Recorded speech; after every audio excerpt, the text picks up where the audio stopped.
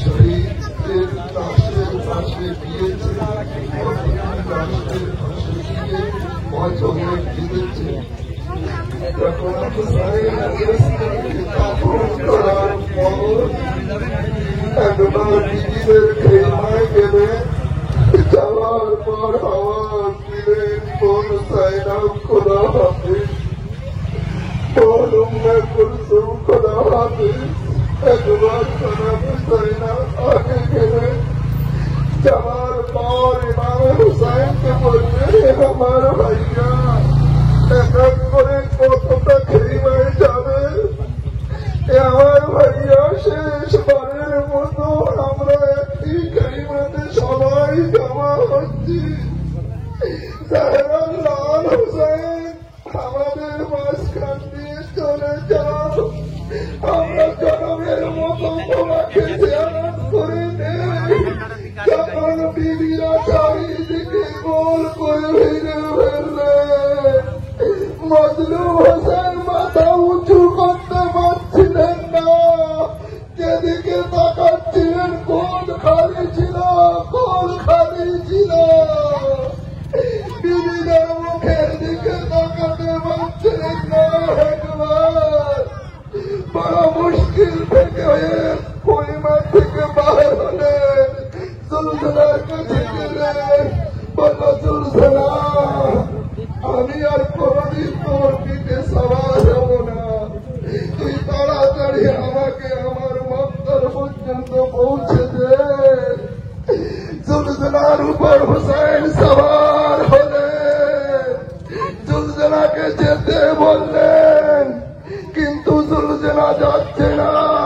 মাসুম সকিনা 80-20 পিছনের পায়ে জড়িয়ে ধরে ফরিয়াদ করছিলেন, এই খোদায়া আমার বাবা, এই ঘোড়া আমার বাবাকে দিয়ে যাস না, আমি এতিম হয়ে থাকতে চাই না। তুই যাকে দিয়ে গিয়েছিস তাকে আর ফিরিয়ে আনিসনি। একবার মজলুম হোসাইন যেতেই চাইবে, একবার জাহরার বেটি জাইনাব বললেন, মেহেরলান মেহেরলান আমরা জাহরা, এই জাহরাল্লাহ একটুখানি আমাকে সময় দাও। জাহরাল্লাহ দাঁড়াও। হোসাইন ঘোড়ার পিঠে ছিলেন, জাইনাব হাত উঁচু করে গলায় জড়িয়ে ধরে কারুর কোনেতে চুম্মা দিলেন। হোসাইন শিউরে উঠে বলছিলেন, আমার গলায় কেন চুম্বন দিলেন?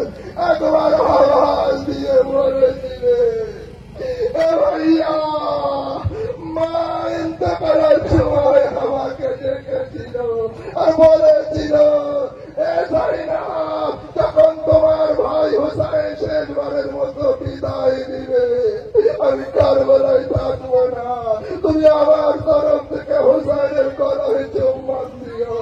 হোসাইনের গলায় চুম্বন দিলে একবার মজলুম হোসাইন বলল, বোন একবার হাতের থেকে রেখাটা সরাও। হোসাইন ঝুঁকলেন, জাইনাবের বাজুতে চুম্বন দিলেন, বললেন, ভাইয়া আমার বাজুতে চুম্বন কেন দিলেন?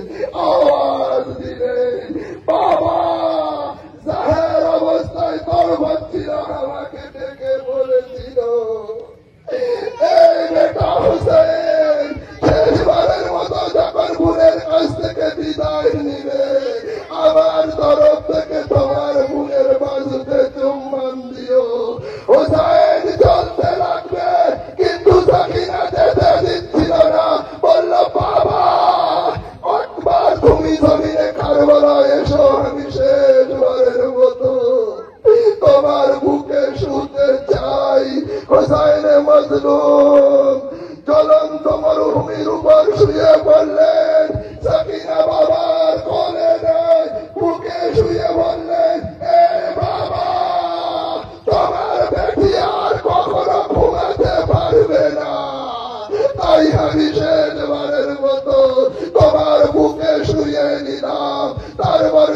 না, জমিনে কারবালায় বসে বাড়িগুলো নিয়ে মাথায় দিচ্ছিল আর বলছিল, এ বাবা, শেষবারের মতো একবার ভালোবাসার হাত আমার মাথায় ফিরিয়ে দাও। আমি জানি আমি একই হয়ে যাব, আমার মাথায় কেউ সান্ত্বনার হাত দিবে না, তাই আমি জীবিত অবস্থায় একবার আমার মাথায় হাত বুলিয়ে দাও। জাহরার লাল তড়পাতে লাগলেন, বললেন, বেটি সাকিনা, তোমার বাবার সামনে তুমি কি বলছো? বললো, বাবা আমি দেখেছি, বাবা আমি জানি তুমি মুসলিমের মেয়ে, মুসলিমের শাহাদাতের পর কানে নতুন চুল ভরিয়েছিল, তাই তো সাকিনা ফরিয়াদ করে বলেছিলে, এ বাবা, তুমি আর শাহাদাতের পর আমার চুল উঁচু করেছিল, কানের থেকে চুল ছিঁড়ে নিয়েছিল, কিন্তু এই বাবা, কাল তুমি মুসলিমের মেয়ের কানে নতুন চুল ভরিয়ে দিয়েছিলে। আমি ভেবেছিলাম আমাকে আদর করে নতুন কোন চুল পরাবে, কিন্তু না বাবা, এদিকে সৈন্যরা আমার চুলের কোথা উঁচু করে ধরেছিল আর ঘরে জড় মেরেছিল, কানের থেকে চুল কেড়ে নিয়েছিল। ইন্না লিল্লাহ ওয়া ইন্না ইলাইহি রাজিউন। رضا بقضاء أمره وتسليما لأمره.